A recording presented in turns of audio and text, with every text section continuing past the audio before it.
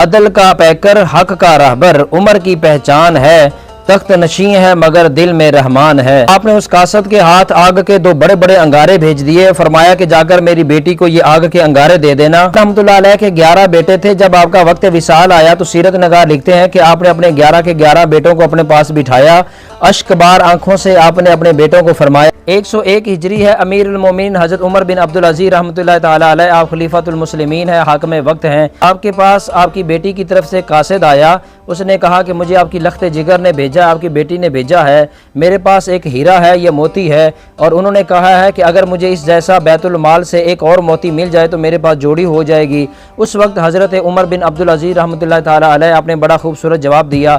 आपने उस कासिद को वहाँ पर रोका और करीब जलते हुए एक तनूर के पास चले गए और वहाँ से आपने मोटे मोटे 2 अंगारे उठाए, आकर उसको एक बर्तन में रख कर उस कासिद को देकर भेज दिया, रवाना कर दिया। फरमाया कि ये 2 अंगारे मेरी बेटी के पास ले जाओ और उसे जाकर कहना कि इन अंगारों को अपने हाथ में पकड़े। अगर वो इन अंगारों की तकलीफ और इसकी शिद्दत बर्दाश्त कर सकती है तो फिर उम्मीद है कि मैं उसको यहाँ बैतुल माल से दूसरा मोती भी दे दूंगा, इसलिए कि मैंने बैतुल माल का रियाया का माल अपनी ज़ात पर और अपनी औलाद पर हराम कर रखा है। तो मैं नहीं चाहता कि जिस चीज़ को मैं अपने लिए और अपनी औलाद के लिए हराम कर चुका हूँ उसे मैं उनको पहनाऊं। इस तरह आपने हाकिम वक्त होने के बावजूद, अमीरुल मोमिनीन होने के बावजूद, बैतुल माल पर अपना पूरा इख्तियार होने के बावजूद अपनी बेटी को, अपनी लख्त जिगर को बैतुल माल से एक हीरा और एक मोती नहीं दिया।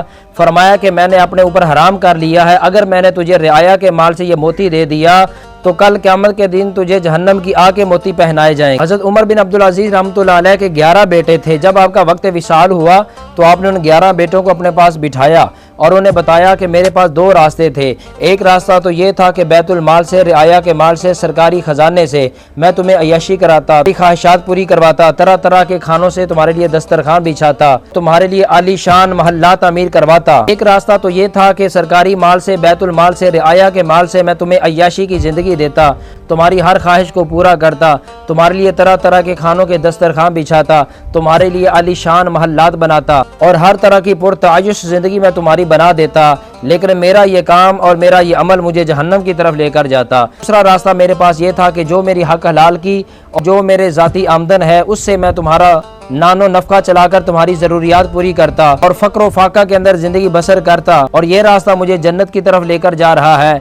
तो मैंने फ़क्र व फाका को पसंद करके जन्नत का रास्ता कबूल किया है। अगर रियाया और सरकारी माल मैं तुम पर खर्च करके तुम्हें अय्याशी की ज़िंदगी देकर खुद जहन्नम में जाना पसंद नहीं करता। तो आपने बेटों को वसीयत की कि ऐ मेरे बेटो, अगर तुम ये चाहते हो कि अल्लाह राज़ी हो जाए और अल्लाह अपने ख़जाने से तुम्हें बेबहा माल अता करे तो फिर इस फ़क्र व फाका की ज़िंदगी से परेशान न होना।